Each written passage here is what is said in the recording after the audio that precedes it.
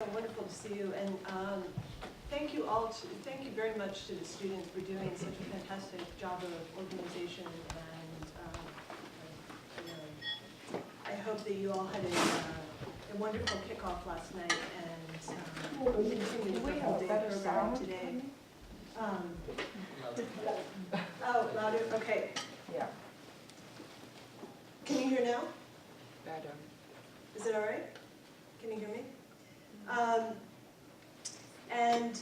So this morning we have our first panel of the day, and which is on the, I guess, the actual title. Oh, I'm sorry.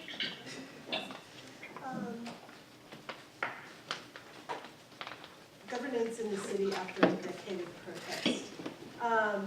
And today we are very fortunate not only to have presentations from experts in the room, but response from experts in the field in Hong Kong. So we will hear in order from Michael F. Martin, who is a specialist in Asian affairs for the Congressional Research Service at the Library of Congress, where he covers Hong Kong among other topics. He was formerly the Assistant Chief Economist for the Hong Kong Trade Development Council, and he also taught at Hong Kong Baptist University in 1990-91. He holds a BA from Michigan State University and an MA and PhD in economics from UMass Amherst. Following that, we will hear from Professor Ho-Fung, who is an Associate Professor of Sociology at Johns Hopkins University. He has published extensively on contentious politics and the global political economy. His current work focuses on two areas: on the Chinese government's contentious interactions with Taiwan and Tibet, as well as Hong Kong, and second, on the impact that the rise of China has had on the contours of global capitalism. And he is the author most recently of the 2013 book, Protest with Chinese Characteristics. And our third speaker will be Sarah Y.T. Mok, who is a lecturer in political science at UC Santa Cruz. Her research is on nationalism, global cities, post-colonialism, and social movements, and it is based heavily on fieldwork in Hong Kong. And her forthcoming book is titled Everyday Imaginings in the Post-Colonial, which details commonplace manifestations of nationalism. And once we hear from the speakers, we will first have response from our virtual discussants who are here behind us. Katty Law, who is here on our left, who has been involved in issues of heritage preservation, sustainable planning, and urban renewal in Hong Kong for close to a decade. She was the convener of the Government Hill Concern Group, the Central and Western District Concern Group, the Central Harbourfront Concern Group, among other organizations. And she's a graduate of the University of Hong Kong. And Avery on our right is the vice chairman of the League of Social Democrats. He's been heavily involved in political activism and social movements for the past 4 years. Avery received a dual degree in mechanical engineering and actuarial science from the University of Melbourne. And he is a dropout, I think we can admire this, an MBA dropout from London Business School. He currently works as an M&A consultant in Asia and Europe. So this is a very innovative session, and I won't waste any more time. Let us get kicked off with Dr. Martin. So good morning, or should I say Jotan? A couple of disclaimers. First, a professional one. Although I work for Congressional Research Service, I'm not here on behalf of Congressional Research Service. I'm not representing them in any way, nor the Library of Congress, nor, as if I could, Congress in general, let alone the United States government. The opinions, the expressions I make today are my own observations, my own views, and are not to reflect those institutions at all. My other disclaimers are personal ones. Dayako, no hai waila, okay? I am a foreigner, all right? So I am going to be an outsider observer. And so, as such, I cannot really claim to know Hong Kong really intimately, but I have, this is my second disclaimer, no holoa. I have been observing Hong Kong for over 30 years. So that means, in addition, my observations are going to reflect my personal history. Real quick on that. My childhood is the civil rights movement in the United States, branching into the Vietnam War, branching into the, well, back then it was Earth Day, and sort of environmentalism. Now green is what the term is. Also involving women's liberation and gay and lesbian rights. That's my childhood to graduate school days. I reflect that. And I think it's good for me to be upfront and to say, in other words, for me, protest, political activism at the grassroots is normal. That's something I grew up with. So I observe things from that framework. And I think any observer, any analyst, any scholar should be aware of their own personal background and how it influences how they look at issues. We all strive to be objective in our scholarly work, but we are human beings, and we should admit that up front. So, what I'm going to try to do today are mostly observations, my perspective on things, patterns that I've seen about Hong Kong over that 30 years of observation, plus a little bit more of research behind it. My main points is that the politicalization, the political awareness of the Hong Kong people is a undergoing process that has been going on for a long, long time. Second, that the manner in which that political expression is manifest has changed over time and continues to change, and in some ways reflects a larger global change that's taking place. And that third, that the actual tactics or approaches used have also been changing, and with that, the Hong Kong government's response to it has been changing. And again, this reflects my background. It's a game. It's a to and fro, where each side comes up with new strategies and new approaches and respond in kind. And I think part of the interesting story in Hong Kong is how that's changed. So that's my conclusions up front, or my main observations up front. Let me try to walk you through it. So I'm going to start with pre-1984, which is more than a decade. I realize that. I'm not that old. But anyway. And I think the first thing that everybody in this room should be aware is popular protests, people out in the streets, demonstrations, is not a new phenomenon in Hong Kong. If you go back to 1966, what is often referred to as the Star Ferry riots actually started out as a demonstration. You had a hunger striker, last name So, who was arrested and taken away. There was a demonstration afterwards that marched to Star Ferry Pier to protest his arrest and detainment. The riots that broke out subsequently, arguably, weren't so much a matter of thugs going around trying to destroy things, but sort of a contest or a battle that erupted between the Hong Kong police and the demonstrators.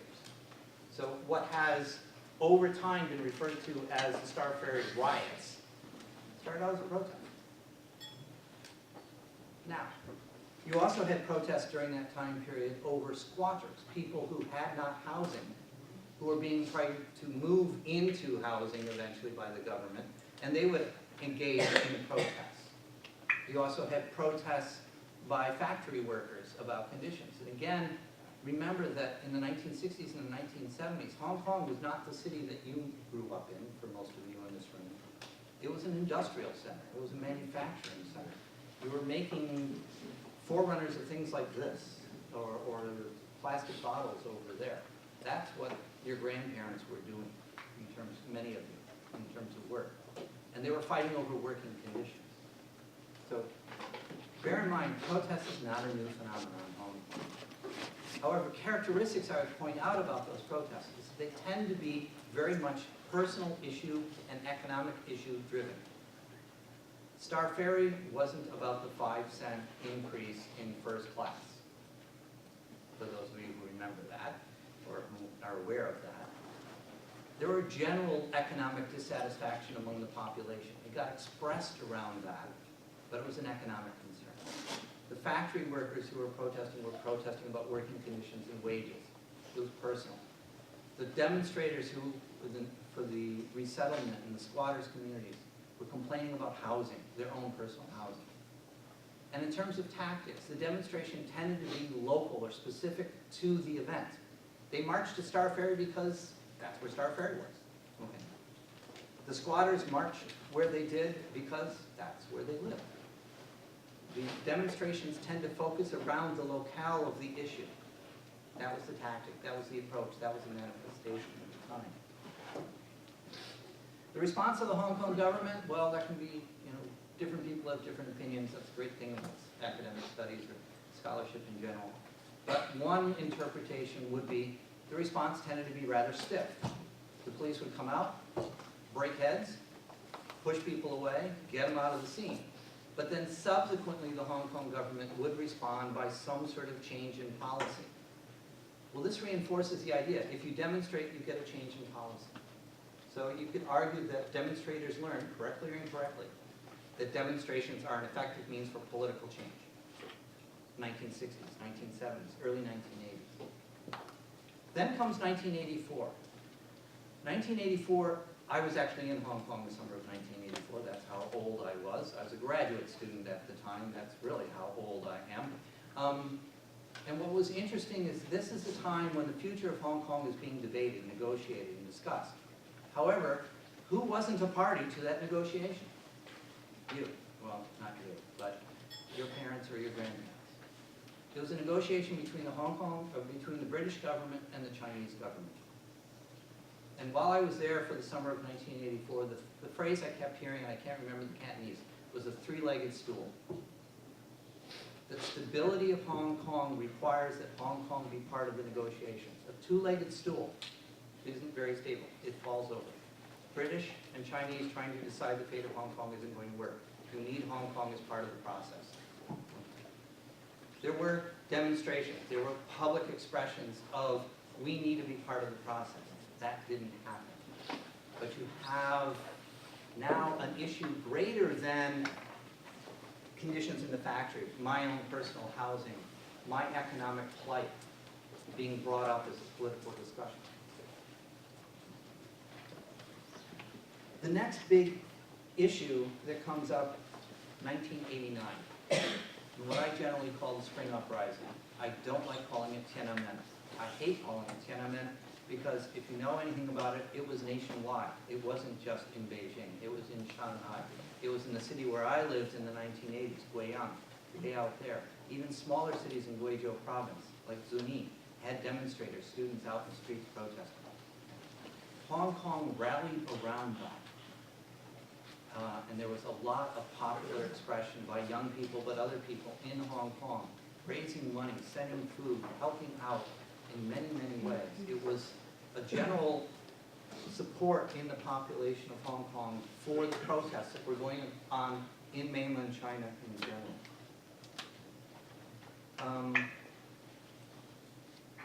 However, for sake of time, as we all know, things didn't go well in 1989. The uprising was suppressed, and rather brutally, particularly in Beijing, but in other places as well. And this, I think, had a sort of stunning effect on Hong Kong. A lot of energy was put behind to support this. A lot of people got politicized by the process, but they started to realize that, this is real. This has real consequences.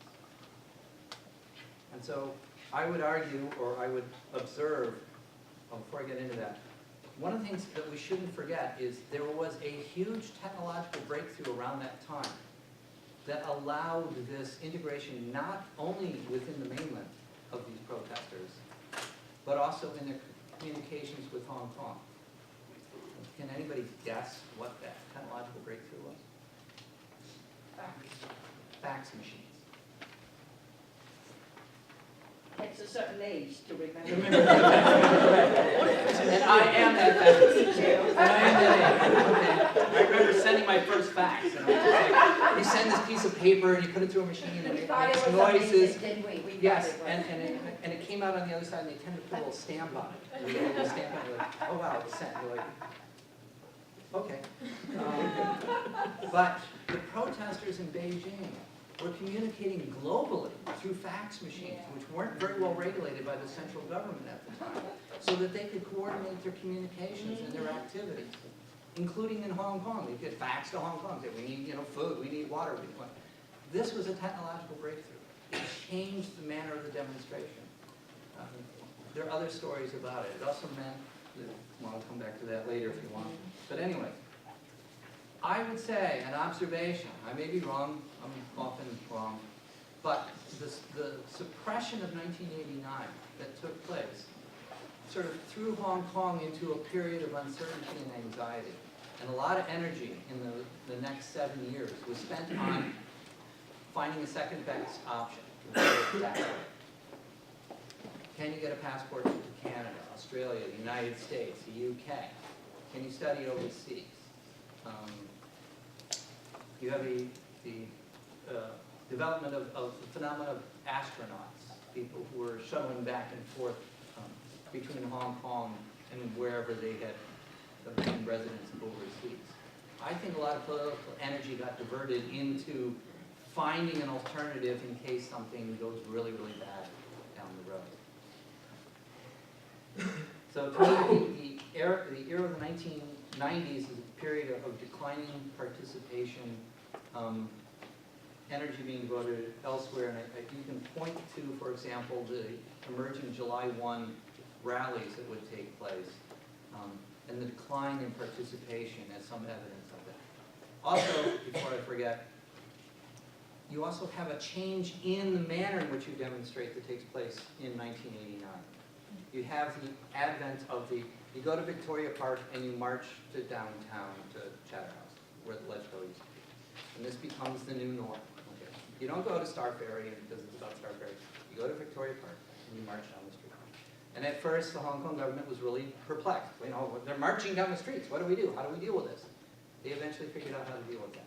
And it became very standardized and routine. This happens all around the world. I was also there for the 1997 and the handover. I was there from 94 to 98. And it's a time of comparative quiet politically. There's a lot of anxiety or focus on the day, July 1, 1997.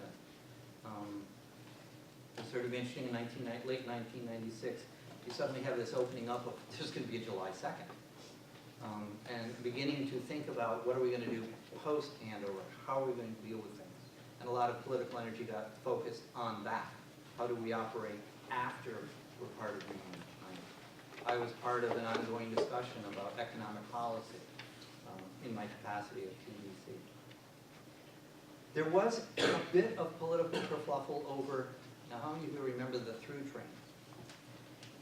How many have any idea what I'm talking about? The Legislative Council through trains. You had reforms of the LegCo that was supposed to go through this period in transition. Beijing dismantles that LegCo and comes up with a provisional LegCo, a proto-LegCo. So there was some political interest about that time. But for sake of conversation, I'll say it was a period of sort of collective silence about some of these issues. There were exceptions. And one exception that sticks to my mind personally that had a big impact on me, I'll be frank, is I went and heard, I believe his name's Anthony Wong, and he gave a concert called People Mountain, People Sea. That was, and even to this day, emotionally a very dramatic moment, because he was expressing what everybody wanted to say, but couldn't. And I'll talk more about that later if you want. But my main theme is, as we got closer to the handover, talking about things politically became difficult. Moving then quickly post-handover, because I have 5 minutes. It's interesting, Tung Chee-hwa, who was the first selected chief executive, came in with a lot of popular support. If you look at the Hong Kong POP surveys, his support was very high. It didn't stay there, as we all know. It declined over a period of time. And And I would argue that certain events, such as the 1999 right of abode controversy, but more importantly, the Article 23, 2003 controversy, in which you had a historic number of people in Hong Kong coming out to protest cross-section of society. Where did they go? Victoria Park. Where did they march to? Cheddar House, to Ledgecote. Was a watershed in some ways about politics in Hong Kong. Because subsequently, Tong Chi-hua resigns. And many people attribute that protest to his political demise, although he would say resigned for personal reasons. Moving on to the next chief executive, Donald Tsang. Again, comes in with a lot of popular support. It declines over time. And you have certain events that harm him, in particular his failed election reform, political reform. You could say politically undermine him. But during this period, you still have continuation of this standard, go to Victoria Park, march down to downtown to protest. This is the strategy, this is the approach. It's becoming normal. Moving on then real quickly to the current era. I'm not going to be able to say everything I wanted to, but there's always so much to do. C.Y. Leung, he's interesting. He didn't get that peak in popular support when he took office. So he's already starting at a low level. And that's different than his two predecessors.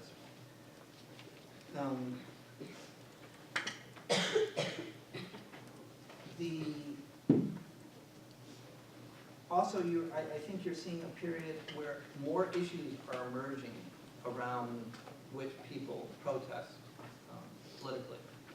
Whether it's the editor of Ming Bao, and I don't have time, but the importance of Ming Bao in general and its history. It isn't just the man, we all are concerned about the man himself, but it's the representation of Ming Bao. There are other issues that are emerging, as well as the election issues that are coming up that people are rallying around. However, the tactics are also changing.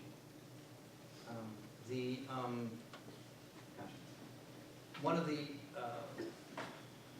protests that I thought was particularly interesting was the one that just recently happened in Longkok about a week ago, about the patriotic protest. Where they dressed up basically like Red Guards and said, mainlanders should buy mainland products. This is a new tactic. This is a new approach. It's not going to Victoria Park and marching down. It's a new strategy. And you're seeing, I think, certain aspects of the global change in strategy and demonstration. The big rally is becoming passé, and what's the technological breakthrough that's making that passé? Cell phones. So you have sort of mob rallies where you don't gather until the very last moment, boom, you appear in some place, and then when things get hot, boom, you disappear real quickly. I think you're going to start seeing that emerge in Hong Kong. And real quick, you're starting to see the establishment, I'll use my old-fashioned phrasing, in Hong Kong getting very upset. I have an editorial here from the South China Morning Post that says, protests in Hong Kong are taking a worrying turn, okay, from February 11th. So, established newspaper in Hong Kong, saying that the way you're protesting is inappropriate. I've also had officials from the Hong Kong government saying, oh, no, the way they're protesting, we don't do that. We don't have what we had in Longkok. We don't have throwing bananas in the Ledgecote floor. These are things we don't do. So, to finish up real quick, I think we're entering a period of a little bit of tumult, a little bit of changes in tactic and strategy, and I think we're looking at a period of, I hope, heightened, I shouldn't say I hope, that's not CRS-like, but heightened political activity as we approach the big issue, which is 2017 elections. I've thrown a lot out on the table. That's what I tend to do. This is very much like how I brief members of Congress and their staff. I will end there, and I'll be very happy to answer questions later. Thanks so much. So so we move on now to Professor Ho. Yep.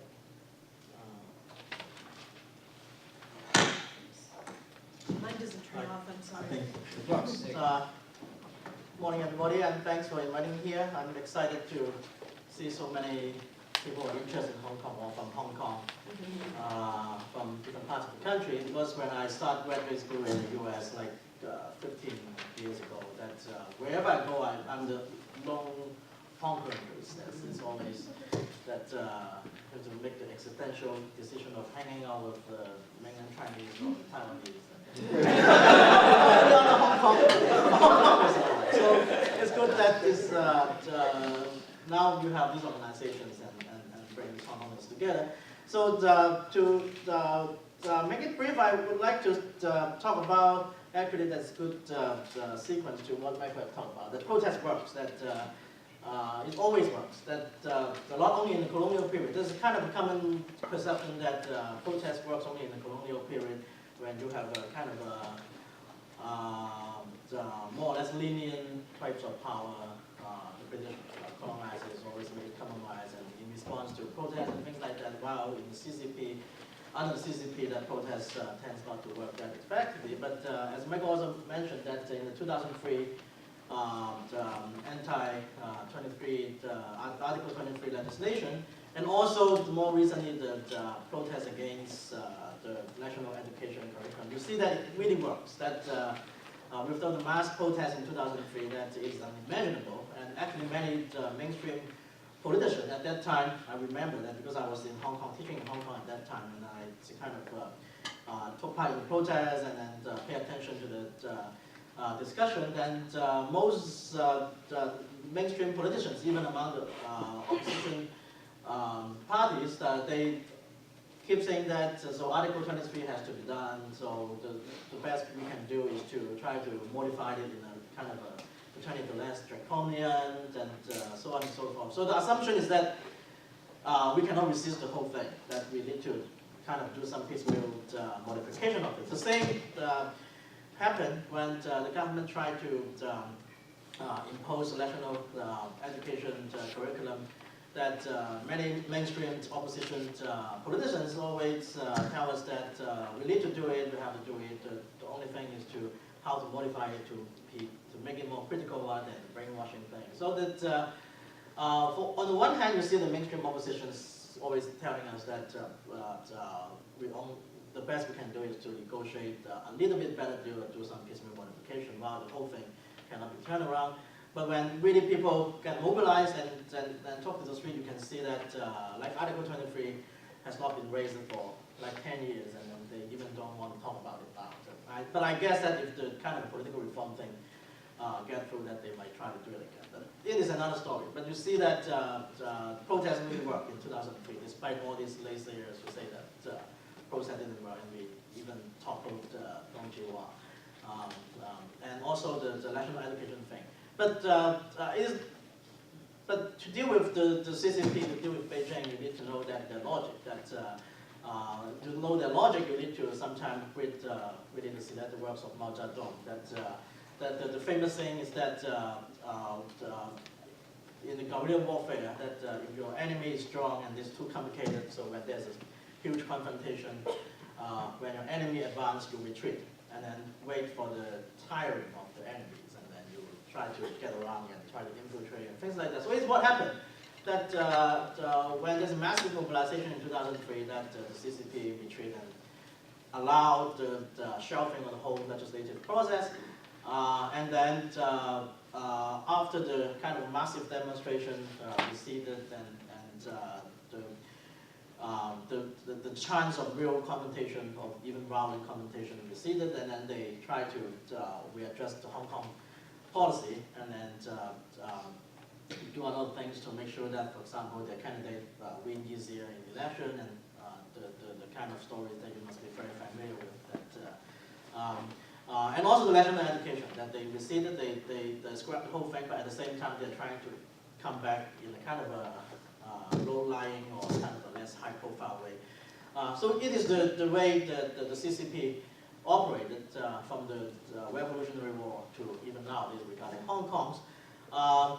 But given that, we still need to realize that the protest always works, and there's a massive mobilization. And at the same time, that there's a lot of people who are telling us that less and less Beijing will fear the voice of Hong Kong people because of Hong Kong's economic dependence on China, and now Hong Kong cannot stand on its own and need to be kind of only thrive under the mercy of Beijing. But again, this is nonsense. That is more rhetoric than reality. That I can't go into detail, but because one of my current research is looking at the internationalization of renminbi and all these financial issues, you know that you read the stuff written by the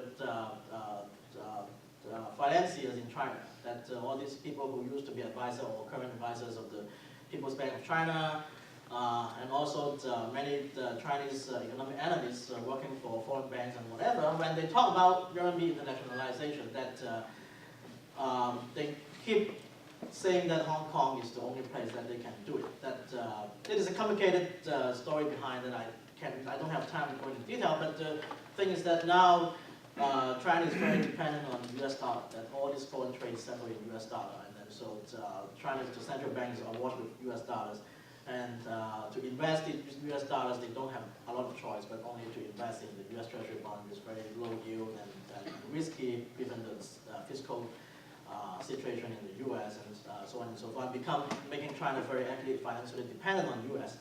And the Chinese leaders always say that it is not going to work. We need to internationalize the renminbi so that people around the world will pay Chinese products in renminbi. So it's an internationalization project. But at the same time, there's a contradiction because China stands out from all other developing countries and formerly socialist countries that it has its capital account closed, not yet liberalized. That many formerly socialist countries and developing countries have liberalized their capital account.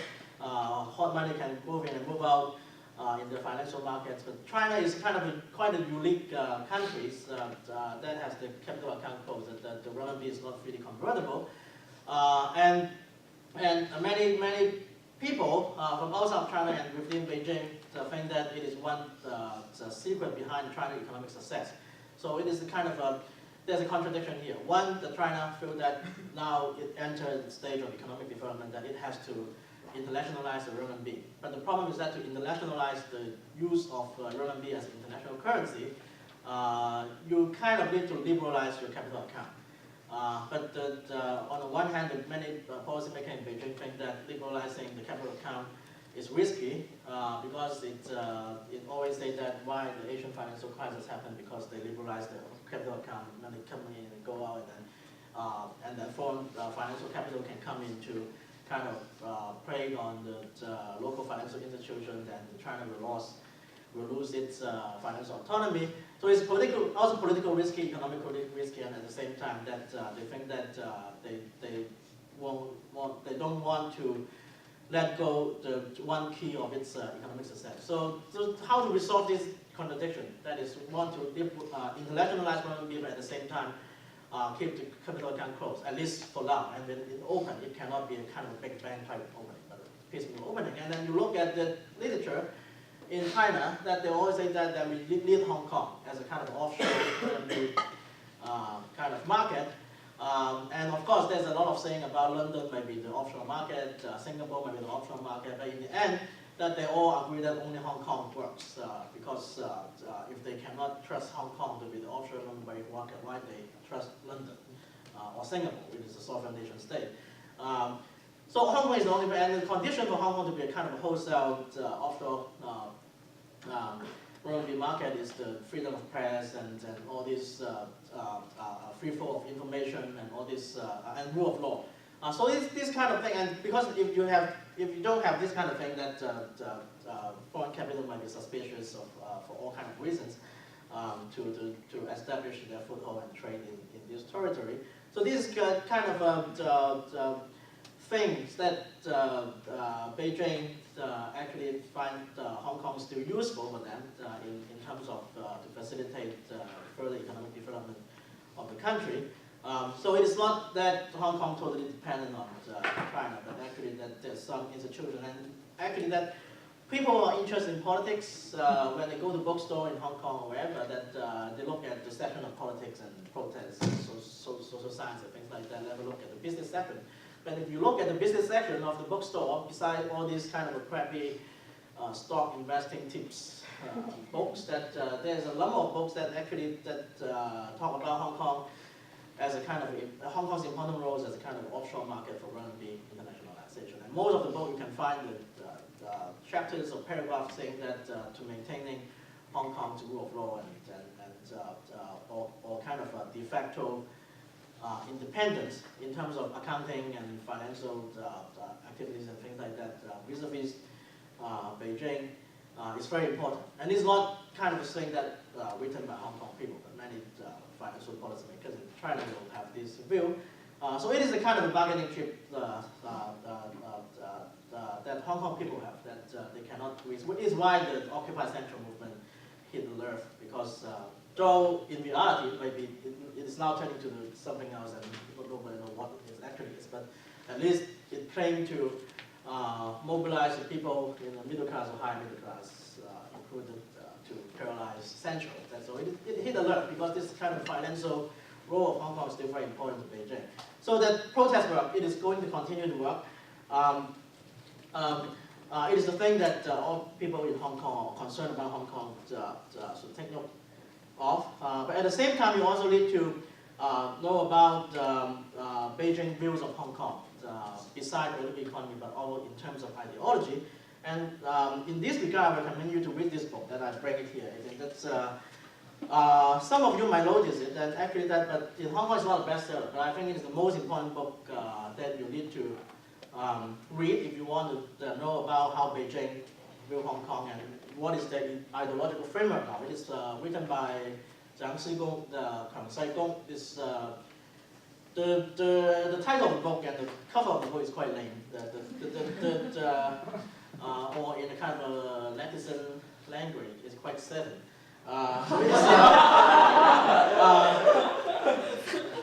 This got 中國香港文化與政治的視野，就是China, Hong Kong, cultural and political perspective.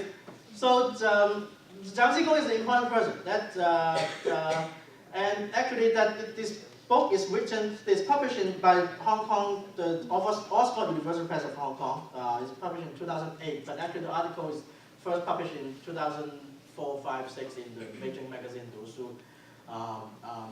And you read the book, you know that all the things that Zhonglanban and Beijing has been doing in Hong Kong, they prepared for years. And then this book provide the ideological theoretical foundation of why they are doing it.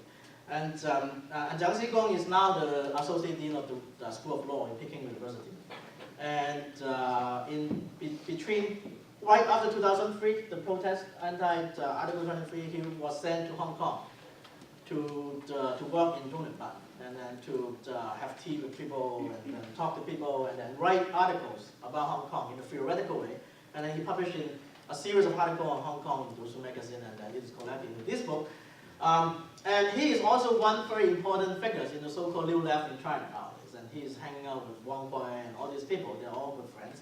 When the plagiarism thing broke out, people accused Wang Hui of plagiarizing like 30 years ago. And then Zhang Xigong is one of the person who come out and defend Wang Hui and line up all the people you know in Taiwan and Hong Kong too. And also in the US academia to defend Wang Hui and things like that. So there are a range of people, and even all kind of New Left people who are associated with Osilai and Cui Ziyuan. They are all good friends. They're a group of people. And then what is so special about it is that they are using this kind of a New Left, or what we call actually not New Left, but kind of quasi-fascist and New Right politics to talk about Hong Kong, because how many? Okay. So we need to know how the Chinese leaders view in Hong Kong. Actually, this book is very important because we talk about one country, two systems, we talk about Deng Xiaoping, we talk about all this kind of joint declaration. But Zhang Xigong in this book is saying that they're all irrelevant.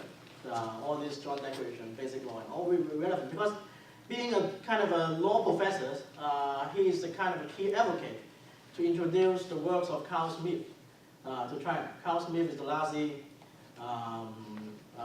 legal theories that actually a lot of ultra-left in the US also kind of try to bring him up. Because Carl Smith's works have been criticizing liberal democracy, bourgeois democracy, and politics as a perpetual state of emergency that you need to differentiate your enemy and friends, and then you wipe out the enemies, establish the will of the people and the absolute sovereign. So it is kind of a fascist types of politics. Carl Smith, and actually he served in the Third Reich and I think a chief of judge under Hitler and things like that. But now his book is being translated in China.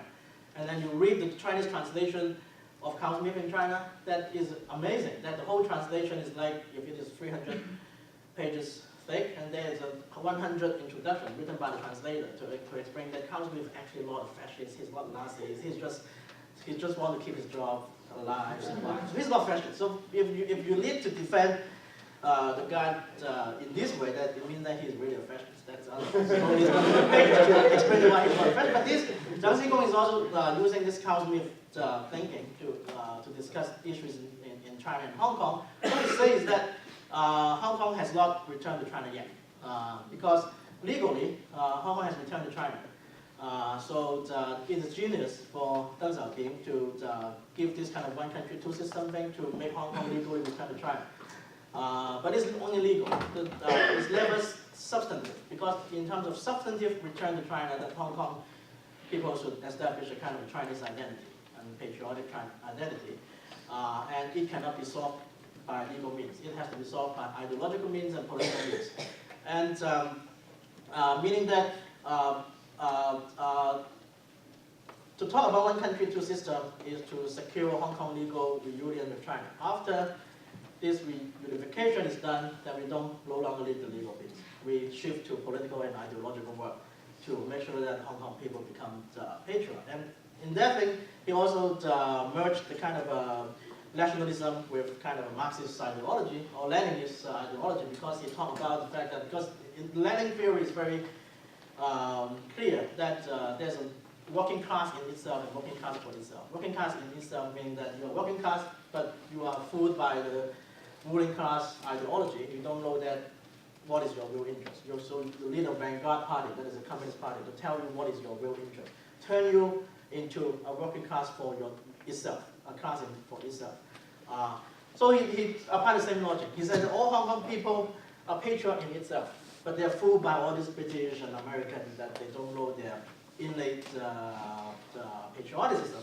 So you lead a kind of an outside, genuine vanguard patriotic party to turn yourself into a patriot for yourself. That is to discover your innate subconscious patriotism that you don't know that you have it. But after they come and tell you and do some works, and then you realize it. And how to do it? And it's interesting.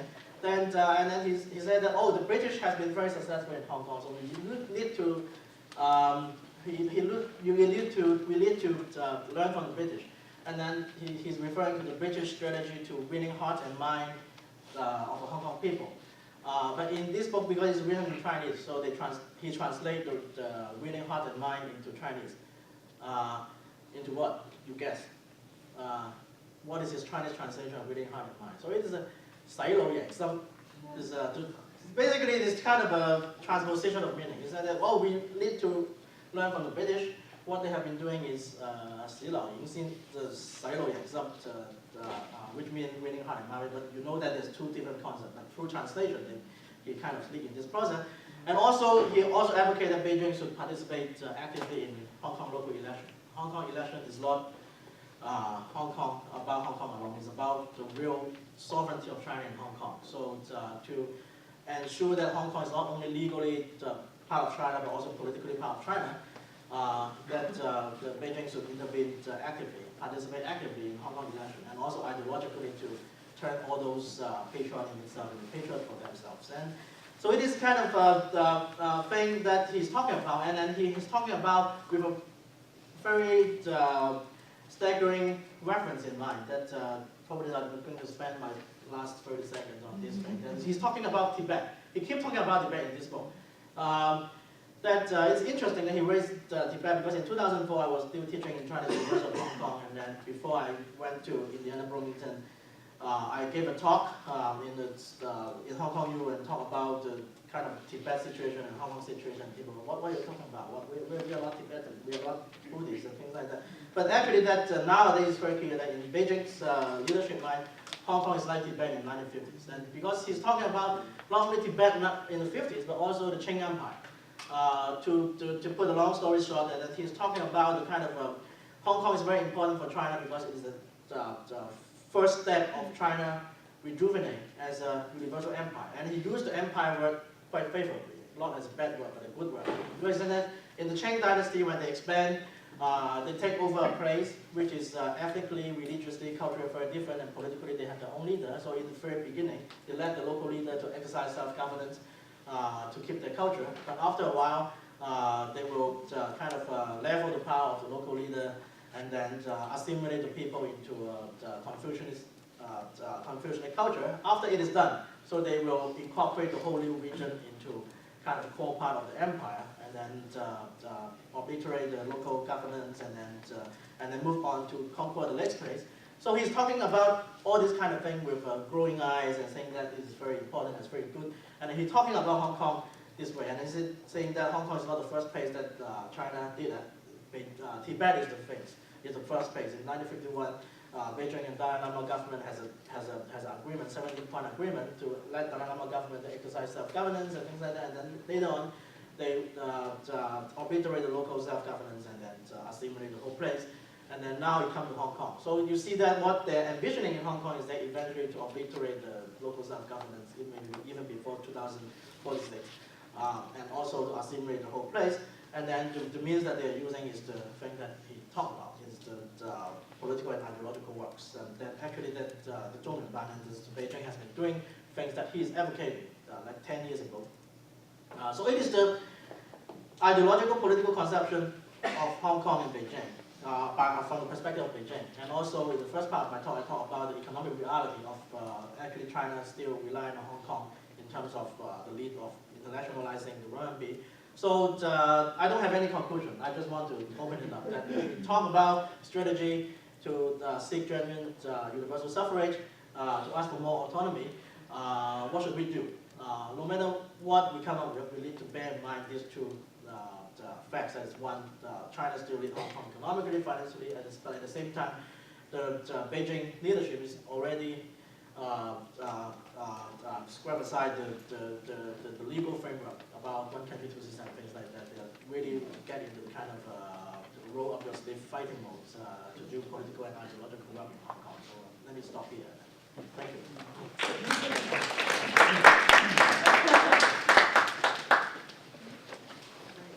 I suspect the questions are building up in the room, but we move on now to our third speaker, Professor Mark. Thank you. So, good morning, and I'd like to thank the organizers for having me here. I think it's a nice segue to actually what both Dr. Martin and Dr. just spoke about.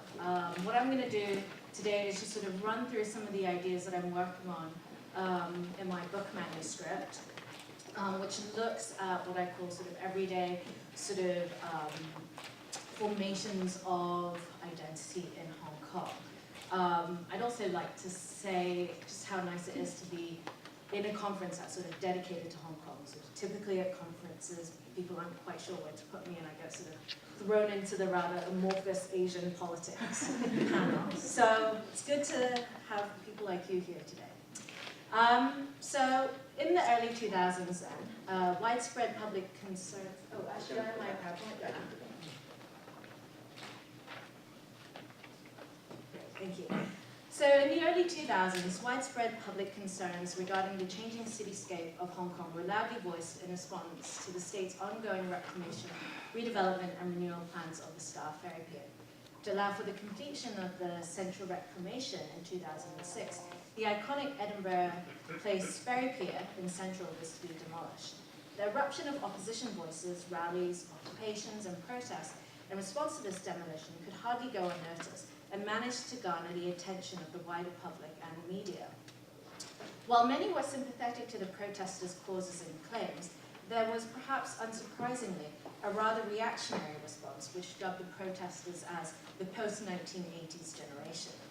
Since the early 2000s, protests and demonstrations have become a regular fixture on the Hong Kong calendar. And as Dr. Martin said, as many of you know, on any given Sunday, one is certain to find the streets of Causeway Bay and Wan Chai filled not with shoppers, but filled with activists and concerned citizens marching for causes such as education, reform, free press, universal suffrage, just to name a few.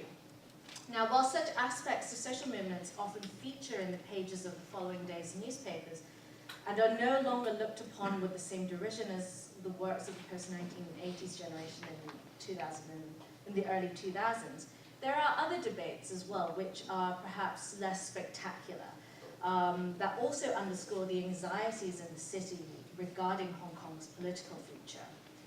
The debate surrounding urban renewal, heritage preservation, and the state's redevelopment plans can be seen as civil society's desire for transparency and participation in government policy making.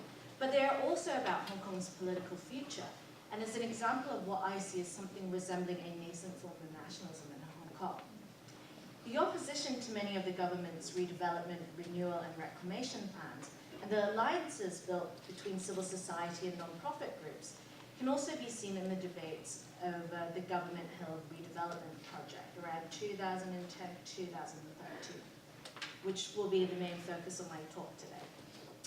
These growing concerns and the burgeoning preservation movement followed a period in which a number of battles over redevelopment, gentrification, and reclamation elsewhere in Hong Kong, so for example, Wedding Card Street in Wan Chai and the West Kowloon Cultural District Reclamation Project, ended unsuccessfully for preservationists, or ended up with the government rescinding on its redevelopment plans, which was the case for Government Hill. Even though the various debates surrounding these projects appear as if they are a thing of the past, either because the government went ahead with their plans or stepped back, it's important to recognize that the debates around redevelopment writ large in Hong Kong are ongoing and go hand in hand with the Hong Kong government's long-term plan to redevelop and regenerate the city centre, business districts, and old neighbourhoods. For the purposes of my study, these tensions between the state and everyday people of Hong Kong more significantly highlight the ongoing anxieties surrounding the rebuilding, renewal, and redevelopment of Hong Kong's cityscape, which I see as a metaphor for the rebuilding and renewal of Hong Kong identity.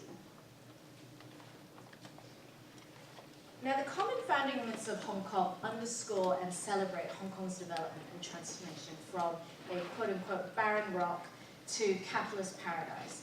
And it emphasizes notions of work ethic, individuals overcoming adversity, entrepreneurialism, cosmopolitanism, and ultimately the triumph of capital.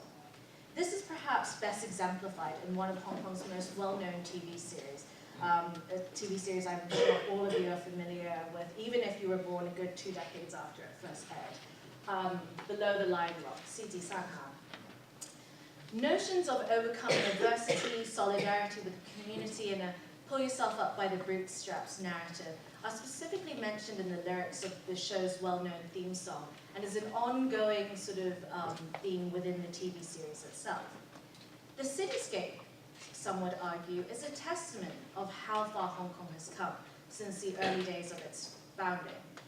Both sides of the harbour certainly reflect this. The skyscrapers that line the harbour side compose a catalogue of the who's who in the international architecture circle. We hear of names such as Norman Foster, Ian Pei, Cesar Pele, and Paul Rudolph. Every evening, the skyscrapers are lit up, making the site even more visually breathtaking and spectacular. Now, the very presence of the buildings is a reminder of the physical dominance and presence of the free market and neoliberalism in Hong Kong. The very fact that these skyscrapers are often home to investment firms, law firms, hotel chains, and other international banking institutes illustrate this. All this, then, is in stark contrast to the image of the barren rock, and can be attributed to the hard-working community of Hong Kongers. In that sense, then, Hong Kong's cityscape serves to validate and legitimate Hong Kong's founding myth, which is a crucial component in the self-understanding of Hong Kongers. To capture the importance placed on cityscapes by the public, one need only examine the heated debates surrounding redevelopment and urban renewal in Hong Kong. Unlike many debates, revolts, protests, and social movements against redevelopment, urbanization, and urban renewal in other cities around the world, in Hong Kong, those who oppose redevelopment are not only demanding, to quote David Harvey, a right to the city, but it can also be said that they are also demanding a right to their own Hong Kong identity. When I did my fieldwork in Hong Kong, I noticed that movements to preserve and designate buildings as heritage buildings were especially noticeable and increasing in number. The heightened awareness and interest was not limited to non-profit and environmental groups, but could also be heard among the general public. This in turn was reflected in the popularity of various TV shows and documentaries that looked at architecture in Hong Kong, and also movies such as Echoes of the Rainbow. The film itself is set in the 1950s and 1960s, the sort of heydays of Hong Kong's past, and heavily feature the colourful tenement-like structures known as the Taobao, found throughout Hong Kong's urban residential areas. We also see, as well, if any of you stepped into the shop GOD, you can see the sort of famous prints of the cityscape as well. It is thus important to trace and understand how certain spaces are produced in Hong Kong, and how these spaces are appropriated in a grand narrative about Hong Kong identity. Spaces that once divided the colonizer from its subjects, and in which colonial power was exercised, have been co-opted by local Hong Kongers. By claiming these once divided colonial spaces of power as quote-unquote theirs, Hong Kongers have imprinted a certain meaning to these buildings, which narratively speaking coincide with the founding myths of Hong Kong. Following the works of Michael Billig and Tim Edenza, my work understands that the formation of Hong Kong identity can be found in banal everyday instances that presume the existence of an imagined community. Whereas Billig's articulation of national identity and nationalism is not concerned with, quote, the flag which is being consciously waved with fervent passion. Instead, it is the flag hanging unnoticed on the building. I argue that the building and cityscape on which the flag hangs limply unnoticed is also incredibly powerful. As noted by Edenza, different spaces and the debates surrounding the spaces have the ability to, quote, interweave with each other to consolidate a strong, cognitive, sensual, habitual, and affective sense of identity, end quote. In my work, I examine the argument put forward by preservationists and activists who argue that the political meanings and the Hong Kong identity that is imprinted on the cityscape is questioned and undermined upon the cityscape's destruction and or redevelopment. Countering that argument is a narrative put forth by developers and the state who maintain that to build and rebuild, develop and redevelop, and gentrify areas is inherently part of the city's character and ongoing story. I suggest that while preservationists have framed the destruction of heritage as an attack on Hong Kong identity, such criticisms cannot be made regarding the state's commitment to neoliberalism. Such criticism of the state's relationship with private interests cannot be made precisely because a Hong Kong identity is premised on ideas of global capital and a neoliberal subjectivity. While it is easy to understand the debates through a dichotomy, preservation versus commercialism, democratic transparent practices versus improper policy making and not so democratic policy making, we see that both sides of the debate ultimately converge in that they are driven by the desire to ensure Hong Kong's status as a global city, albeit through different ways. And we see that both parties' narratives are heavily reliant on Hong Kong's founding myth as a means to justify their causes. So from the 1850s up until the present day, the state has engaged in an almost ongoing project of reclamation on the island's harbourfront. However, beginning in the 1990s, the colonial government and later on the SAR government became committed to numerous redevelopment, renewal, and reclamation projects, all of which were done in the hopes that Hong Kong would reach its, quote, full potential of becoming an economic and financial world city, comparable to New York and London. Incidentally, this trend of cities competing against others is something that many urban studies and globalization scholars such as Saskia Sassen and Doreen Massey have written in depth about. This claim has long been used to justify and legitimate redevelopment and urban renewal projects within the city. So for instance, in 1998, Tung Chee-hwa stressed the importance of Hong Kong's goal to further develop into an international finance center amidst the Asian economic crisis, and the importance of developing the infrastructure that was necessary for attaining such a goal. The proposal to redevelop Government Hill echoes such sentiments and can be seen as part of Donald Dung's Manifesto for Progress. This manifesto maintains that in order to become a true global city, Hong Kong needs the infrastructure of a global financial center, such as transportation links, world-class office complexes, such as the ones proposed in the Government Hill redevelopment plan. Such concerns raised by the government are, however, not entirely surprising, as I mentioned, and can be a symptom of the increasingly intertwined networks of cities in the age of neoliberalism. So, Government Hill then. So, historically, Government Hill, which dates back to the 1840s, was the home of the colonial government's first headquarters.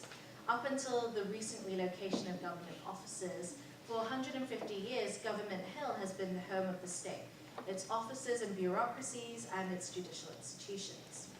The Government Hill area is surrounded by some of the former colony's earliest buildings, such as Government House, St. John's Cathedral, and the former French Mission building. As a location of the main seat of power in Hong Kong, up until recently, Government Hill was also the space where Hong Kongers had gone to air their opinions regarding politics engaged in the political process. Battery Path, which runs through the hill and connects Icehouse Street with the various government offices and buildings, was in many ways the sort of final endpoint for many of the large political rallies, demonstrations, and protests in Hong Kong. In September 2010, the Planning Department and Development Bureau announced the start of the public consultation period on the central government offices and Murray Building. Despite the recommendations put forth in the government-commissioned appraisal report, the Planning Department proposed to preserve the main and east wing of central government offices, redevelop Murray Building into a hotel, and demolish the west wing for commercial development, comprising a shopping mall and an office block. In addition, the land that would occupy the west wing would be auctioned to a private property developer. The conceived space, as shown in the government's designs of the commercial building, suggests a space that is heavily trafficked by pedestrians and vehicles as a way to portray the accessibility and openness of the building. In these images, the road has been widened so as to welcome more traffic into Central. However, upon closer examination of the images, one sees the commercial building's shopping mall and its shop fronts. The shop fronts belong to luxury boutiques such as the Italian design house Gucci. Moreover, the new proposed landscape footbridge was meant to connect the new commercial building with the Galleria luxury shopping arcade at Queens Road Central. It would have been an addition to the already existing footbridge network in Central. It should be noted that one can traverse through Central without ever having to actually step foot on the ground level as well. Presently, there is a network of footbridges that allow individuals to walk from Central to nearby Admiralty. The footbridges also connect the various high-end shopping malls in Central to the high-end office blocks. On any given day, one will see mostly office workers from nearby banks and law firms scuttling through the footbridge network.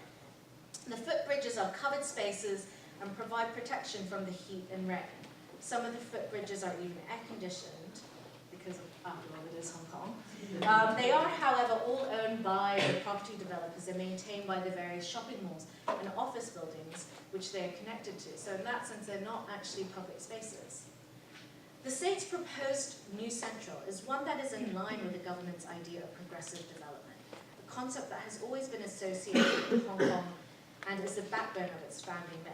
Specifically, this new central is meant to feed into the idea that a world city must incorporate aspects of development that are pro-growth, infrastructure-led, formal, technical, and professional.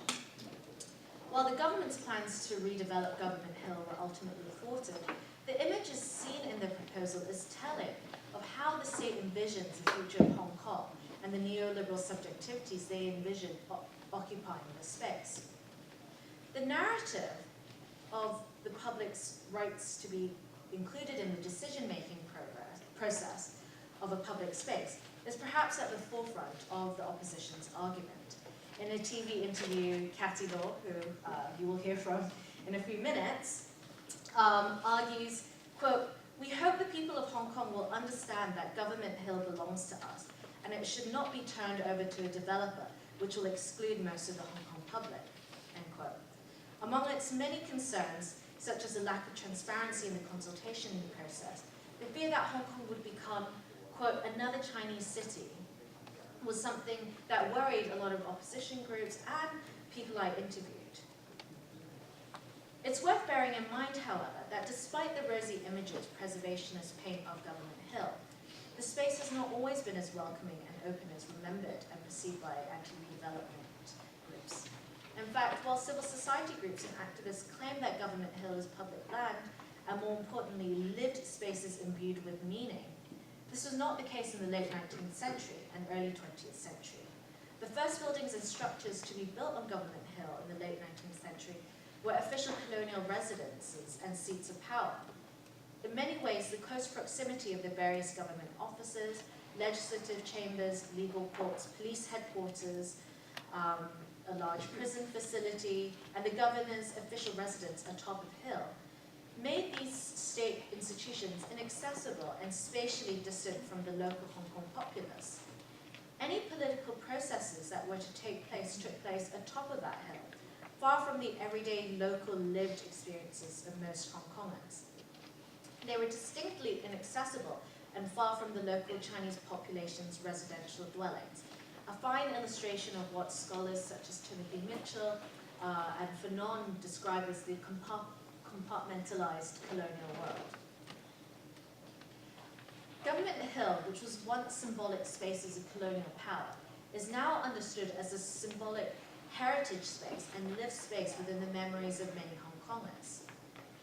As part of my fieldwork, I joined a tour arranged by the Government Hill Concern Group, and I was told on this tour that these spaces and these institutions that stood on Government Hill were what made Hong Kong unique. As the anthropologist Catherine Clayton reminds us, though, it is important to recognize how individuals within the city space and its changing urban environmental struggle or cope with making places out of these transformed spaces. As such, the constant and rapid transformation, reclamation, and gentrification of the city makes placemaking even more difficult. Daily placemaking practices such as jogging, walking your dog, walking to and from work or school, eating your lunch at a park, or grocery shopping at the local market are forcibly uprooted once the setting and the buildings within that space are razed. So to conclude, it should be clear that despite the heated debates over redevelopment, urban renewal, and gentrifications of heritage sites in recent years, both parties' narratives are heavily reliant on the founding myth of Hong Kong as a means to justify their cause. And this further demonstrates the way in which the founding myth shapes public discourses in Hong Kong. The pro-development faction has always looked back at Hong Kong's past and argued that development and change has always been part of Hong Kong's unique development story. The anti-development and preservationist faction also uses the founding myth of Hong Kong in their argument. For preservationists, the spaces that should be protected are understood to have been all historically important sites to the development of Hong Kong, its founding and its resistance to colonial powers. Both narratives in these debates thusly do not critique the founding myth as such, and instead help to perpetuate the myth. However, as the city is continuously remade, redeveloped and renewed as per the state's desire to reassert Hong Kong's world city status, Hong Kongers are forced to renegotiate their placemaking practices alongside this redevelopment. The imagination of a city, then, is an active practice of the state and its people, and also its planning department and preservationists. The previously unrepresentable spaces of colonial power and exclusion become livable when they are translated and incorporated into narratives.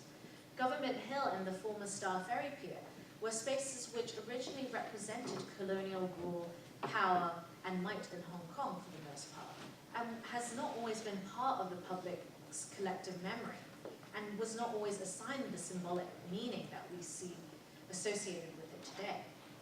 The collective memory of these spaces are conjured and imbued with meaning by the public, and it paints a rosy history of these spaces. It can safely be said that changes seem to be part of the modern contemporary urban life and is an inevitable part of the neoliberal city. In the case of Hong Kong, change and development are a central part of the city's founding myth. And while preservationists certainly cling to the beauty that lies within the old, there is, as Wilson notes, a secret pleasure of nostalgia that allows us, as we look back at these lost corners of the old city, at the same time to measure the distance we have come. That distance, I would argue, is a key component of Hong Kong's founding myth. Redevelopment, urban renewal, and reclamation have taken place in Hong Kong since the mid-19th century. They are not a new phenomenon in any way.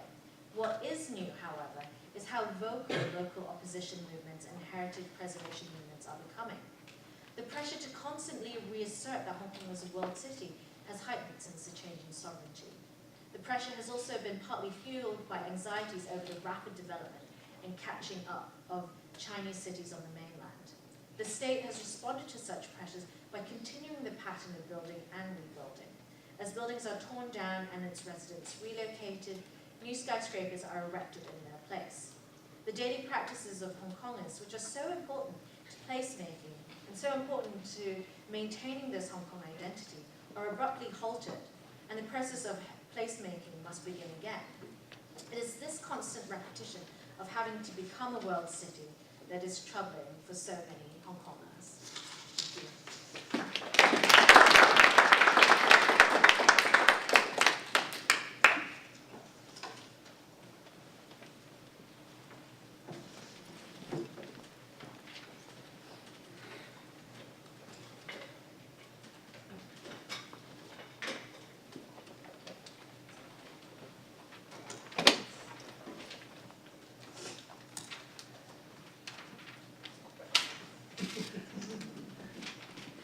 Thanks so much. So we have about 20 minutes for discussion left, a little bit more than that. But the first 10 minutes we will give over to our virtual discussants, who will have 5 minutes each to respond. So first I'd like to invite Katty Law to respond. Katty, please. Oh, I'm facing the wrong way. I'm facing the screen when she can't see me. Katty, please respond. Can you listen properly? Yeah, we can. Yes, we can hear you. Thanks. That's good. Thank you for giving me this opportunity to speak to you and all the students.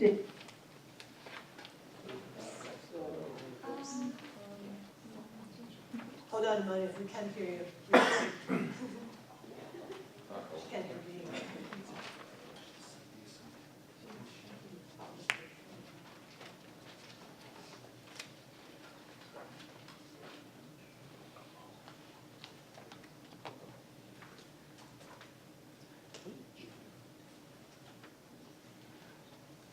Oh, Katty, can you try speaking again?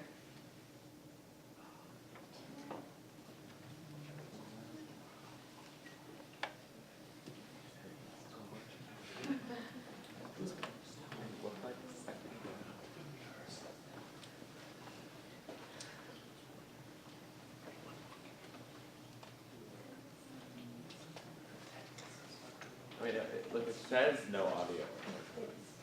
It's muted.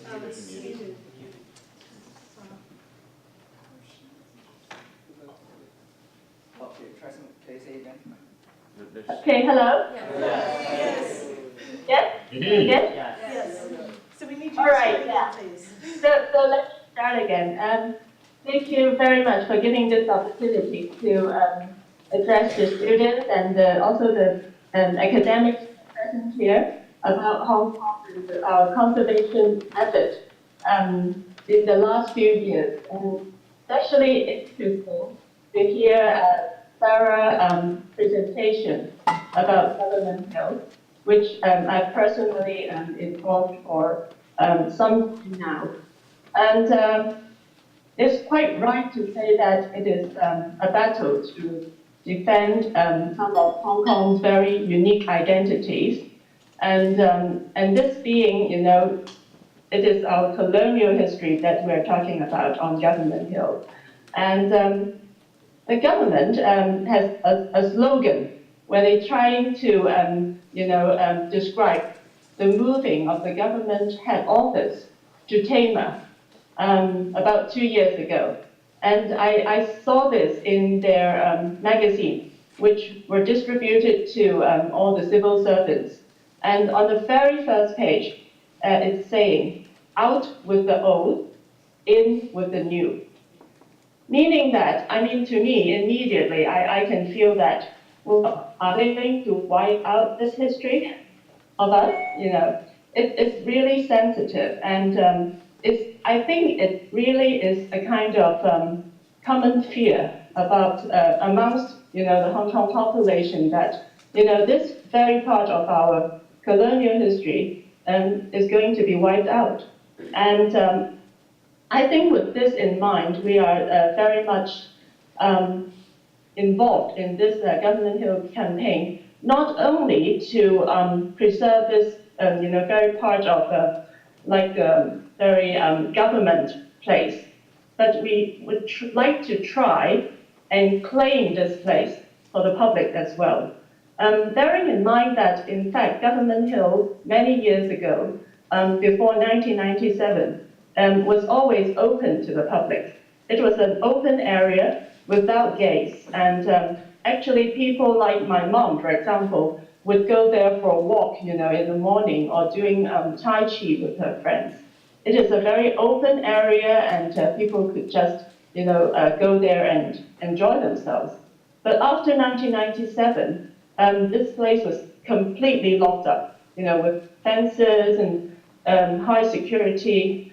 And but even more serious is the, new central government offices now in Tamar, and the security is even more higher than the previous government. So we can actually see, a lot of problems and issues after 1997 in terms of government control and in terms of limitations to our freedom. So I will see the battle to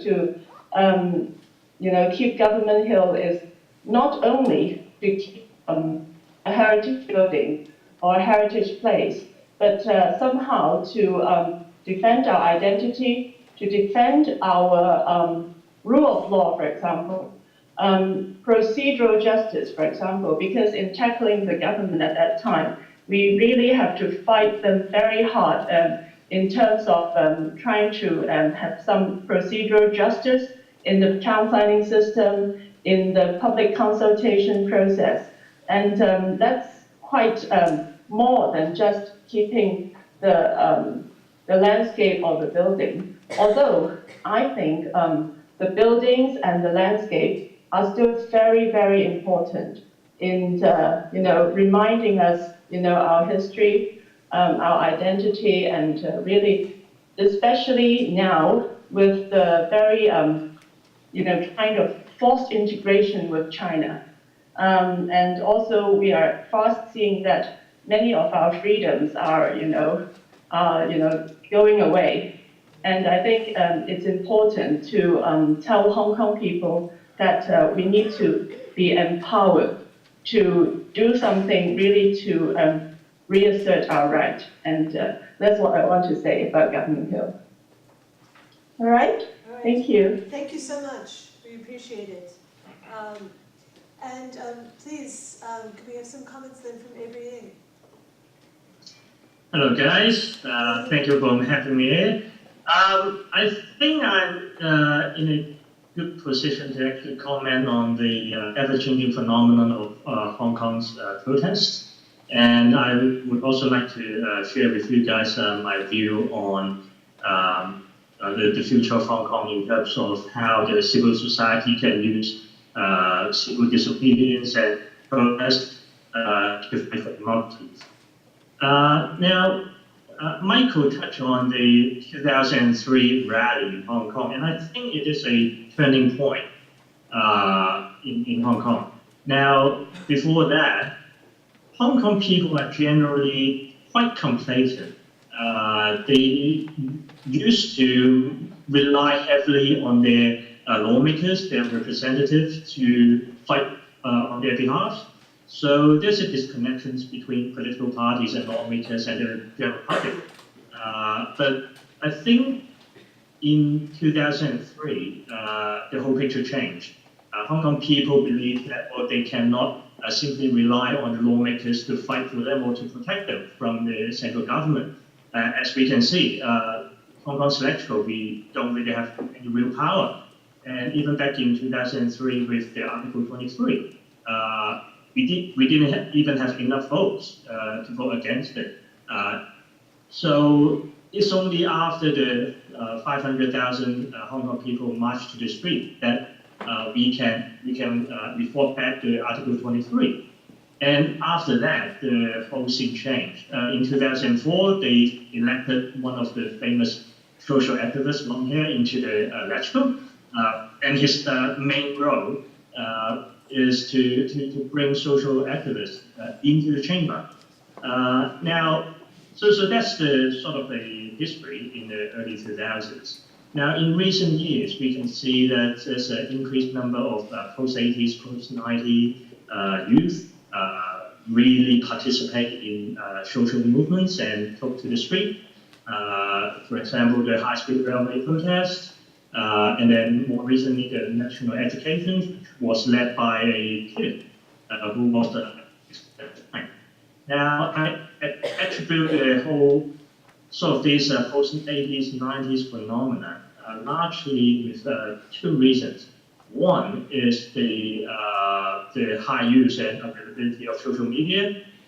There's a lot of information, news that can be shared, which were not available or not readily accessible in early 2000s.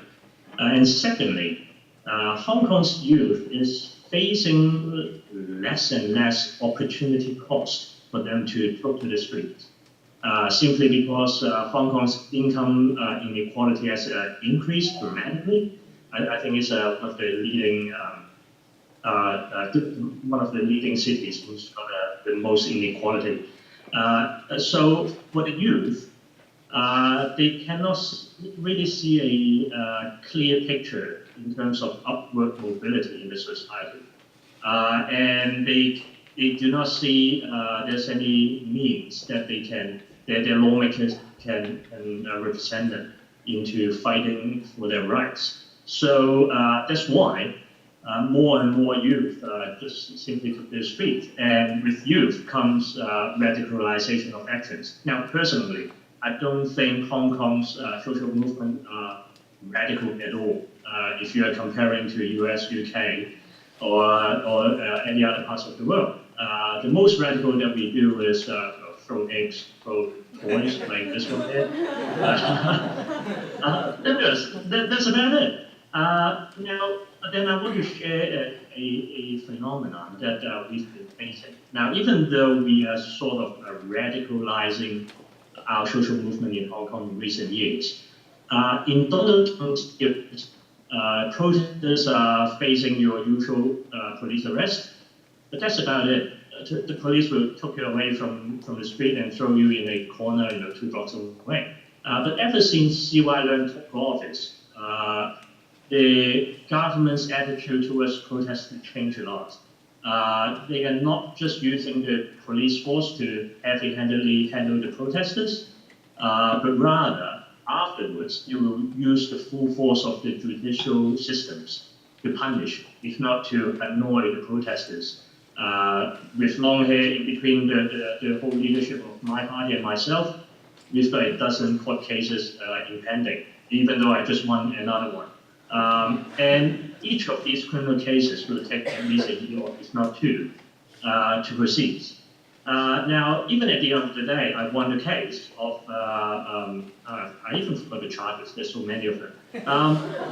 Even though I've won, I've basically had to spend a lot of time in court, need to raise funds for the legal fees and all that.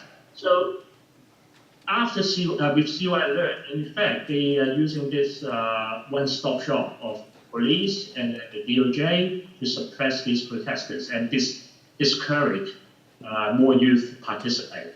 And unfortunately, it's sort of working, but at the same time, there's more and more people are coming out. Even now to the point where we've got Professor Benny Tai from Hong Kong University, who's a law professor, who's pretty fed up with the whole system, and we do not see any way of fighting for universal suffrage in 2017. So he's initiated this Occupy Central movement. Now, this is a new thing in Hong Kong, a deliberate process combining with civil disobedience. Now, without getting into too much details, I think it's a good start in Hong Kong to introduce mass civil disobedience, whereby we occupy Central. Similar to what happened in 2011 in Wisconsin, where the workers the teachers occupied the capital city. Now, whether it works or not in Hong Kong, we have to see. Because at the moment, the whole Occupy Central is relying heavily on convincing the middle class, the educated, to participate. Now, it's great, but at the same time, these are the guys who's got most to lose if they are going to put in front of the judge. So now at the moment, we are in this critical juncture. 2014 will be a very interesting year in social movement for Hong Kong. If we can succeed in Occupy Central, that will probably create another era of massive civil disobedience and even radicalized social movement. So, and by the way, I just want to say that for those of you who's planning to come back or go to Hong Kong anytime this year, feel free to join us in Occupy Central. Thank you. Thank you so much. Thanks to both of you.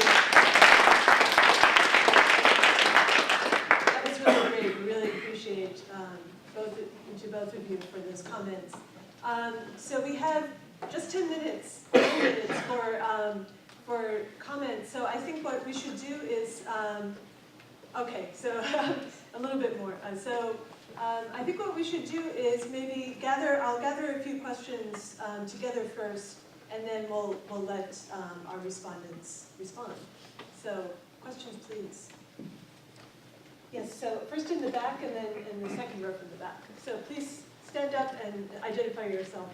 Hi, my name is Vinci. Well, I guess this question is more directed to the arts movement. So Dr. Martin talked about Anthony Wong as one of the kind of leading symbols in the arts for speaking against the government, and very recently he released a single called Under Taiping Shan or Taiping Sanha. Again, a commentary on people's negative emotions towards their government. So especially with, in conjunction with what people call the Internet Article 23, like the banning of the use of like parodies of images or clips, like how do you think the internet or the use of arts would shape this new era of social movement, especially from people in the post-80s or 90s generation? Thank you. Great, so let's start with that, and then please the next Hi, question. my name is Michelle. Hi, my name is Michelle. And I think what a lot of people have been observing, for me that's quite alarming, is there's a trend to the association of the reassociation of rights has been increasingly associated with a reaction that's really turned inwards. In Hong Kong, we see movements against Filipino domestic helpers' right of abode, for example, or examples where people are increasingly proposing that we shouldn't learn Mandarin or even English, that Cantonese should be language we'll be learning. And I was just hoping you could comment on that and maybe draw some, I don't know, parallels or some reasons for the trends. Okay, one more question from the front here, please.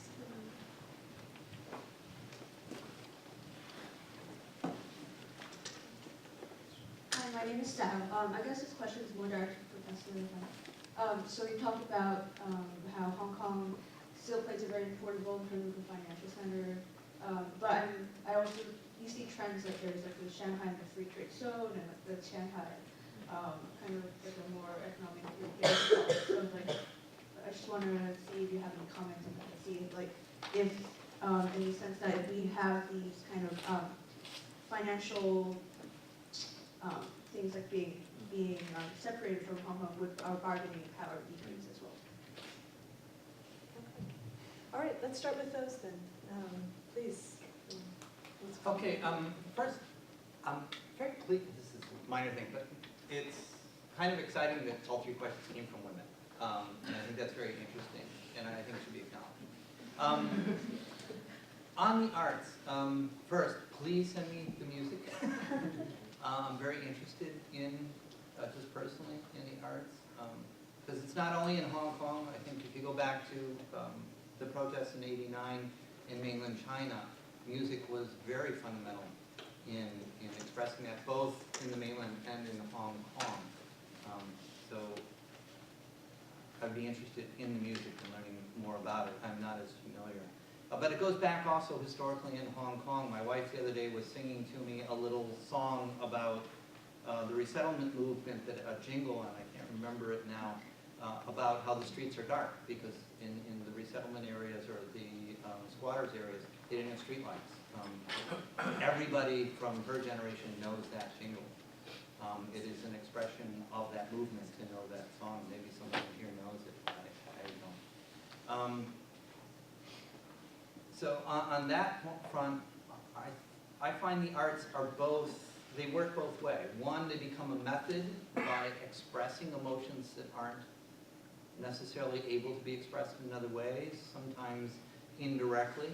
Like I said, People Mountain, People Sea, I think really expressed an unexpressed emotion that people are having of nostalgia, of thanks towards the British colonial era that wasn't allowed at the time. I mean, really not allowed. But also at the same time, the arts become a mechanism to move forward, to give new ideas or new ways of expressing, and are often under acknowledged. Second question, it's sad, but that's often common in periods, and this is the point that I was going to make. Hong Kong's in a period, Hong Kong is a transformative place. It has it's like a phoenix. It reemerges every 20, 30 years in a totally new form and shape. Like I said, in the 60s and 70s, it was a manufacturing city. It later on became a trade services city, entrepot. Now it's more of a financial city. It transformed. I suspect it is about to go through another major transformation of some form. But one of the things, this audience is probably not represented, there's a swath of Hong Kong youth who don't have the access to what you do, who don't have forms of political expression, who don't have economic opportunities like you will have. Michael DeGallier at Baptist University is doing a lot of research on these youth, and he is very concerned that they're going to be a lot more politically expressive in forms that, by Western standards, are a lot more radical than what Avery's talking about as radical. Okay? That there is this swelling up of interest. So the expressions of frustration with the Filipino population, with the mainlanders coming in, I think in part reflects from different segments of society a feeling of we don't know where our opportunities lie, and these subpopulations are effectively threatening us in that. So I'll stop there.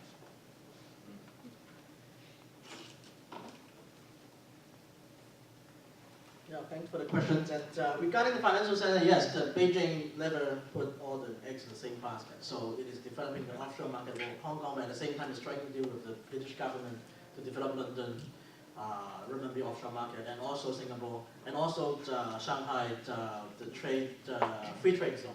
But the problem is that while Beijing is putting eggs in different baskets, but Beijing also have a clear preference about Hong Kong. First, for London and Singapore, but because that it depends on the international capital, where do they want to do the deals in renminbi transaction? If they find that Hong Kong legal system and the financial regulation system is not trustworthy, they do most of the things in Singapore and London. I don't think it is what the Beijing government prefer, that it is safer if most of these transactions in Hong Kong. Speaking of Shanghai, free trade zone, and you look at the discussion and the development, you know what the Beijing government has been fearing. Because they start to have it in like last September, and then in the beginning that they don't know what it is about and how much is open, how much is not open.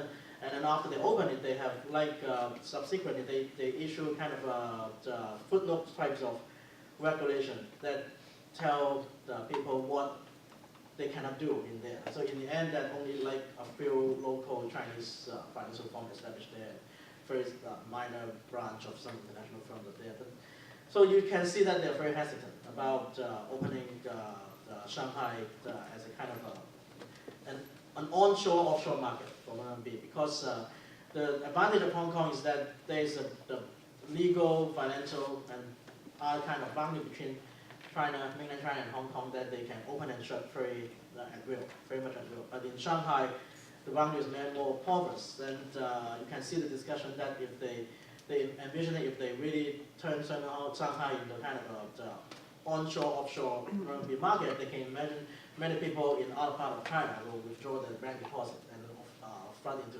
Shanghai, and there will be kind of a capital flight from Shanghai. It's quite dangerous. That if it's in Hong Kong, it has the advantage of being under control, a lot like in London and Singapore, that foreign powers can use it as a kind of bargaining chip of China. But at the same time, the boundary between mainland China and Hong Kong is kind of they can shut it and open it and regulate it. So that is my short answer to your question. Speaking of whether Hong Kong is becoming more inward, that it is becoming more inward. You see the CY keep telling us to pay more attention to like Gao. I don't know what it is. I cannot even translate it in English.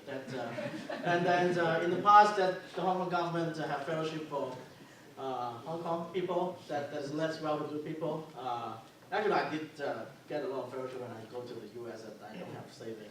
So the Edward Yeo Memorial Foundation and all these kind of fellowship that we can go to overseas and Western country. We are all hopelessly Eurocentric.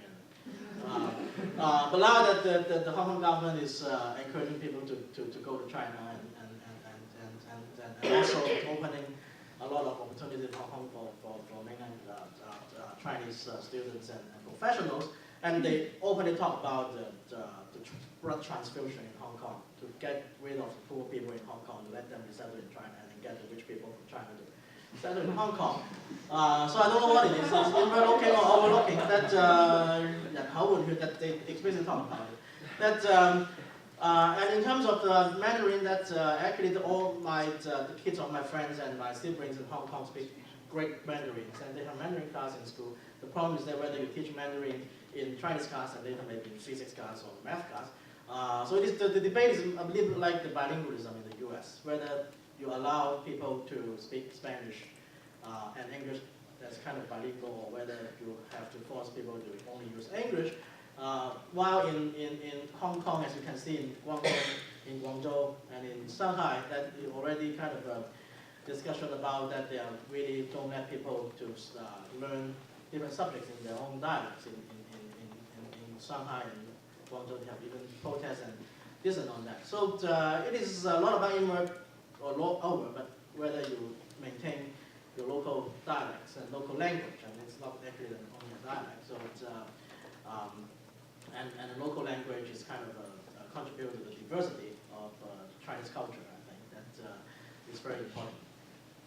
And the Filipino made that actually there's a lot of reason that the Filipino the sentiment against Filipino maid is always about the middle class and higher middle class, and it started in the 80s. That you go to some kind of private apartments, luxury apartment, you see that some of them even have a separate elevator for the Filipino maids, and I don't think it is two issues, that with the Filipino maids and other South Asians or whatever, and the mainland Chinese tourists, and it is two different issues.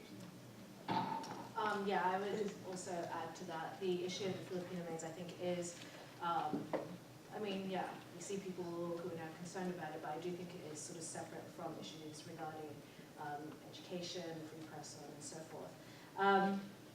Regarding the sort of inwardness that you talk about, you know, when I was an undergraduate, I remember sort of one of the things that was constantly being said about Hong Kong was that Hong Kong people were politically apathetic.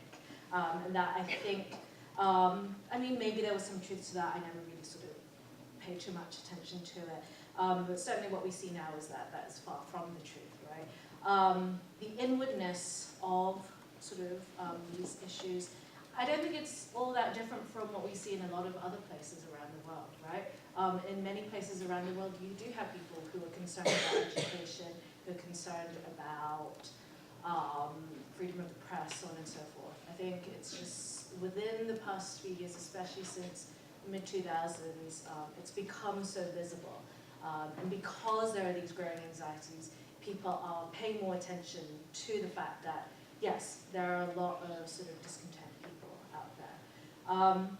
Another thing that I sort of, I mean, and maybe Avery would also agree to this, is, you know, when we talk about Occupy Hong Kong, Occupy Central, you know, when I was last in Hong Kong in December, I kept hearing, you know, people who were concerned, mostly middle upper class, who were concerned about sort of what would happen this year. And I think there is this fear, you know, everyone talked about how it was going to be really loon, right? A sort of amorphous word. What does it mean, right? For something to be loon, and there's this fear around it. And I think also in Hong Kong there is this, I mean, Hong Kong is quite conservative in many ways in that there is still this fear or distrust of the left. Whereas if we go way back in the 1950s, labor unions were very active in Hong Kong. And I think we need to think about sort of, you know, historically, why might there be this fear of the left? And social movements as well. I don't know, maybe Avery, I don't know if there's something, or any of the other panelists have something to add to that. But that's just something that I have noticed, whereas in a lot of other countries around the world, you know, the left is a very active part of, well, for most places, you know, it is a very active part, and social movements and activism is a permanent fixture and a very important part of the political process. So, more just observations, really. I think we would love to invite further comment from our discussants, but do we have time? We have 5 minutes. We're going to delay keynote by 7 minutes, which is fine because we have half an hour buffer between that and lunch. Okay, but there's also an anxious question, so why don't we take the question, and then I will let actually the discussants respond first to the next question. Yes, please go ahead. Oh, yes. Okay. So I actually have like a short comment and then followed by the question. First of all, I think it would be rather, like to me, I think it would be rather misleading to directly attribute to the July 1st rally in 2003 directly to the Article 23, because as you remember, actually to me, I think it's more of like shows the economically oriented protest rather than a political protest. Because if you can still remember, 2003 actually the economy was really bad, especially after the Asian financial crisis. And then also the unemployment rate was really high. So I really doubt whether it's a watershed, because I mean, my mom went talked the street as well, but if you ask her, what Article 23, she'd be like, what the hell are you talking about? It's like, I don't really care about that. I care more about like economy in Hong Kong. So I kind of doubt whether or not it's a watershed. I mean, if you just pump the economy again and just make the unemployment rate high again, probably you got many watersheds again in the future. But yeah. So my question would be like, when you talk about the protests really work today, what do you mean by really work? I mean, to me, I think at the mass level, it's getting really hard for people to come up, to mobilize people. As you can see, for example, a few weeks ago, the former chief editor of Mingpao being really brutally, physically assaulted. But still only like, I don't know, a few people went to the street. So I feel like at mass level, it's really hard for people to mobilize because people get really frustrated about what's the point of going on the street while the government kind of neglects you. And at the elite level, at the governance level, the government keeps ignoring you. So you would say like maybe anti-national education is a success. For me, it's just like a lie, actually. They don't really like address the real problem of anti-national education. And for like HKTDC and so many stuff. I feel like it's, so to me, I'm one of those who are being really frustrated about protests in Hong Kong. Because to me, I feel like it's not working anymore. So I would love to hear your opinion on that. Thank you. Actually, I think I'm going to let our discussants who are in the field doing the organizing have the last word and actually answer your question because they're the ones who are doing the organizing, getting people out. So please, Avery, why don't you start and then Katty, I'll let you finish. So Avery, all right, great. Now, first of all, I would like to comment on Sarah's questions in terms of in general, Hong Kong people sort of got this historical fear of the left. The thing is, I don't think Hong Kong people, most of them, knows between the difference between left or right. It's simply, I think they are conservative in terms of their priorities are more towards, as you said, the economy, their livelihoods. And I think in general, the whole world thinks like that. But in Hong Kong in particular, the notion of economic prosperity equates to successful capitalistic system is pretty wrong. And then we've got a long way to go before Hong Kong people can realize that in order to achieve success in economy, doesn't necessarily mean that you have to rely heavily on the free market or the pure capitalistic system in order for a society to work. Now, to answer one of the students' questions in terms of whether these protests are working or not, I have always said protest is the most inefficient way of fighting for our demands.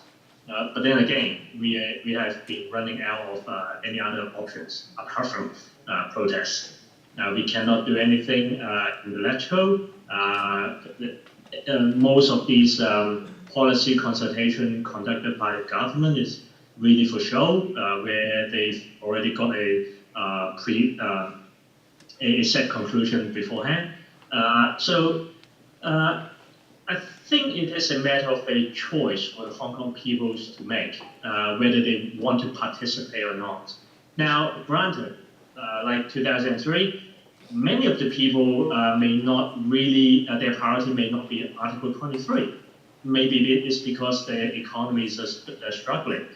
Back in 1989, the Tiananmen Square massacres, the whole of China, it was undergo a very high inflation rate and high unemployment rate that fuels a dissatisfaction in the population in general. So you cannot really take away the context of the society at the time.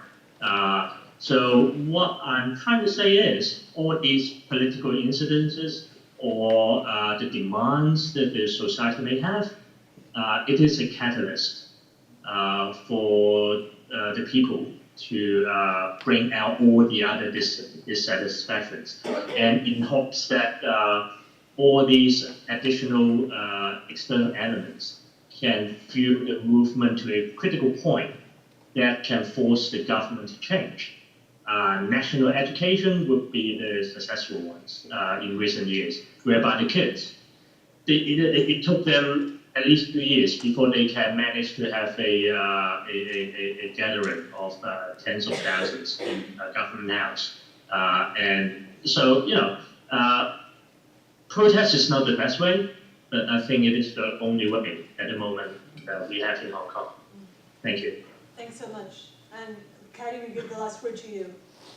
Yeah, I will keep it short. As far as the protests are concerned, I have to say that recently I really have the feeling that there is a general so-called protest tactique amongst Hong Kong people. Because now almost every week, people have to come up, to protest about something. Last week is Hong Kong TV, this week is about Ming Pao, and something else. We have to come up every week, and increasingly, I found that Hong Kong people are becoming quite tired of it and are trying to look for other alternatives or so-called a little bit more creative kind of protest. Something like maybe the last few weeks, in protest against the mainland shoppers in Hong Kong. So some people in Mongkok, they just take out their suitcases and pull it around. This is one kind of protest we noticed recently in Mongkok, and last week is the patriotic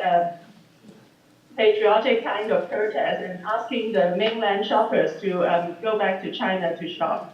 So I think people are trying quite desperately to find new ways of protest, to convey the new message to the government and to Beijing of our dissatisfaction. And whether this is successful or not, it's yet to be seen. But, well, I have to say, trying very hard to figure out what is a new way of protest, a new kind of mobilizing people. And this will take some time for us.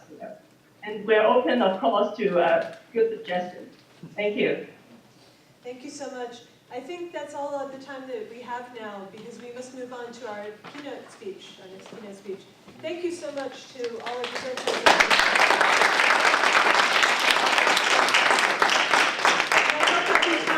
Later on for discussion on your own. And we also want to thank the DSL, the Digital Scholarship Lab, for letting us use the space, especially Hal and Cliff helped us set up, and Patrick. But if you guys follow Angel and Michelle, they'll be leading you over to Bert, where we'll be having our keynote address that Dennis will be delivering.